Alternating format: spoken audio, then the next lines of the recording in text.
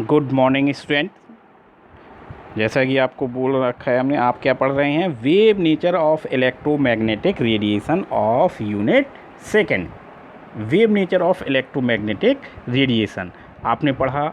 What are electromagnetic radiation, how the electromagnetic radiation are produced, कैसे इसको उत्पन्न किया जा सकता है, and what are the electromagnetic spectrum या सोलर स्पेक्ट्रम, या ये कितने टाइप के होते हैं।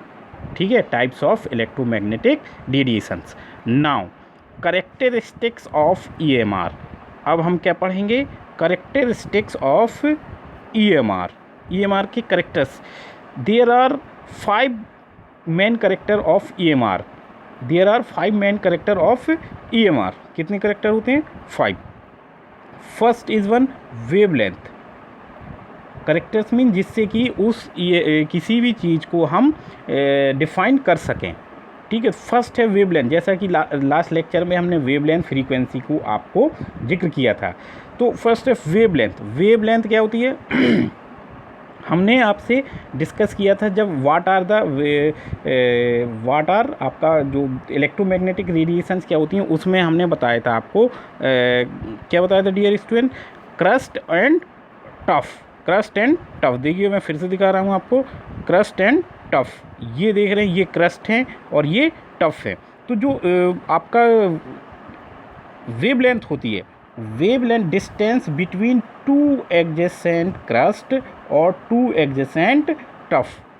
2 क्रस्ट के मिड की दूरी को हम वेवलेंथ कहते हैं, लैम्डा बोलते हैं। या 2 टफ एडजेसेंट टफ के बीच की दूरी को हम क्या बोलते हैं? लैम्डा बोलते हैं, मतलब वेवलेंथ बोलते हैं। ओके, समझ गए? तो यही चीज़ें यहाँ पे डिफाइन करना है, डिफाइन की गई है। ये distance between 2 adjacent crest and trough और trough is called wavelength. Is called wavelength. It is denoted by lambda. किससे डिनोट करते हैं? लैम्डा से डिनोट करते हैं, lambda. Okay dear. It is expressed in centimetre, nanometre और एंगस्ट्राम। सेंटीमीटर, नैनोमीटर और angstrom और metre. 1 angstrom equal to, you know well, और इस फॉर्मूले जो रिलेशनशिप्स है इन यूनिट्स में ऑफ वेवलेंथ की, ये इस प्रकार है। 1 angstrom equal to 1 × 10⁻⁻1 nanometre equal to 10⁻⁻8 centimetre and 10⁻10 metre. Okay, it is important. Okay dear, तो इसको आप दिमाग में रखेंगे, माइंड में, ब्रेन में बिल्कुल छप जाना चाहिए आपके माइंड में कि ये आप पहले से भी जानते होंगे। ये 1 angstrom equal to 10⁻8 centimetre, 10⁻10 metre और 10⁻1 नैनोमीटर। ओके, तो wavelength. Now second is frequency. Second is frequency. दूसरी क्या है? Frequency. The number of wave passes through a given point in a 1 second is known as frequency of the wave. एक particular point से, जहाँ पे से wave pass out होती हैं, उस पर्टिकुलर पॉइंट पर 1 सेकेंड में जितनी वेव गुजरेंगी, जितनी वेव पास आउट होंगी, जितने number of wave pass out होंगी, the number of wave is known as frequency. Okay dear, तो नंबर ऑफ वेव को क्या बोलते हैं? फ्रीक्वेंसी। ओके, एक पर्टिकुलर पॉइंट पे। और तीसरी चीज़ क्या है? 1 सेकेंड में, केवल 1 सेकेंड में, निश्चित पॉइंट पर 1 सेकेंड में जितनी वेव गुजरती हैं वो फ्रीक्वेंसी कहलाती है। Okay dear. It is denoted by new.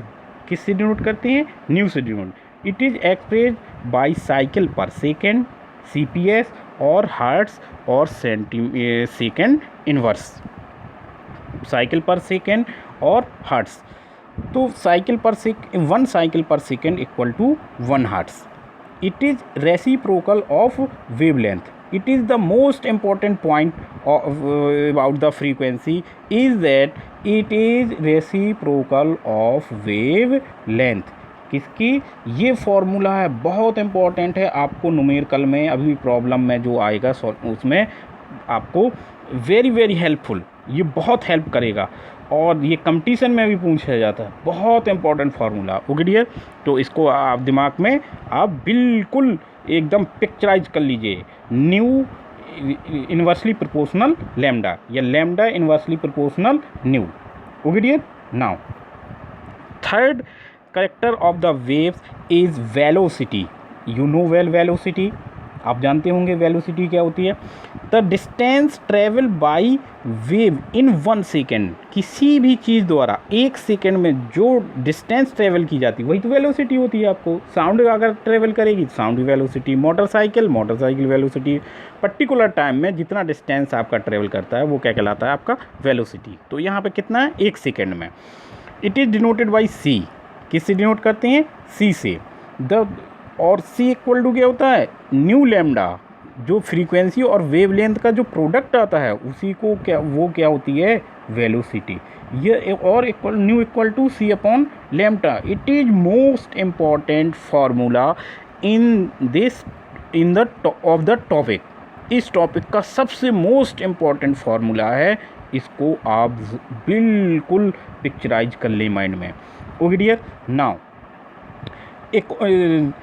all types of EMR travel through space with the same velocity। कोई भी वेव हो, कोई भी रेडिएशन है, कोई भी EMR है, वो सेम वेलोसिटी से क्या करती है ट्रेवल करती है। और दैट इज जो वेलोसिटी है 3.0 into 10 to the power 10 centimetre per second और 3 into 10 to the power 8 metre per second.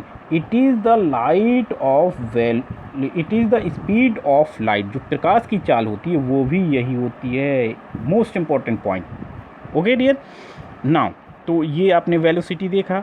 Next character है EMR का wave number. It is the alternative of frequency. तो वेव नंबर क्या है the number of wavelengths per centimetre. 1 centimetre में जितनी wave length होती हैं 1 सेंटीमीटर वेव लेंथ आपको बताया, 2 क्रस्ट के मध्य की दूरी या 2 टफ के बीच टफ जो होते हैं उनके बीच की दूरी वो क्या कहलाती है वेव लेंथ। और 1 सेंटीमीटर में जितनी नंबर ऑफ वेव लेंथ होंगी that is known as wave number. Okay, it is the inverse of wave length के इन्वर्स होता है ये। Okay, it is denoted by nu bar. किससे डिनोट करते हैं न्यू बार से।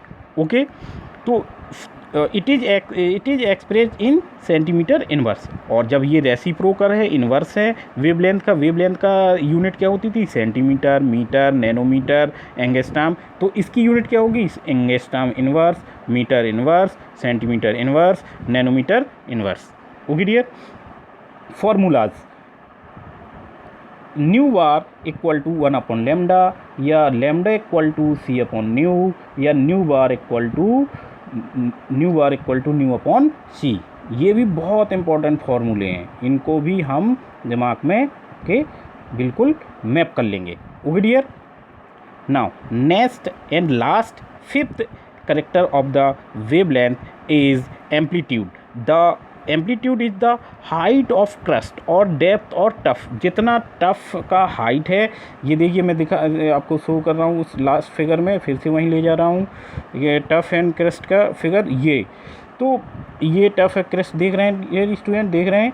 तो इसका जो यहाँ से लेके यहाँ तक ये पार्ट कहलाता है एम्पलीट्यूड, या यहाँ से लेके डेप्थ ऑफ टफ ये क्या कहलाती है एम्पलीट्यूड। हाइट ऑफ क्रस्ट और depth of trough is known as amplitude of the wave. Okay dear, तो ये हो गया।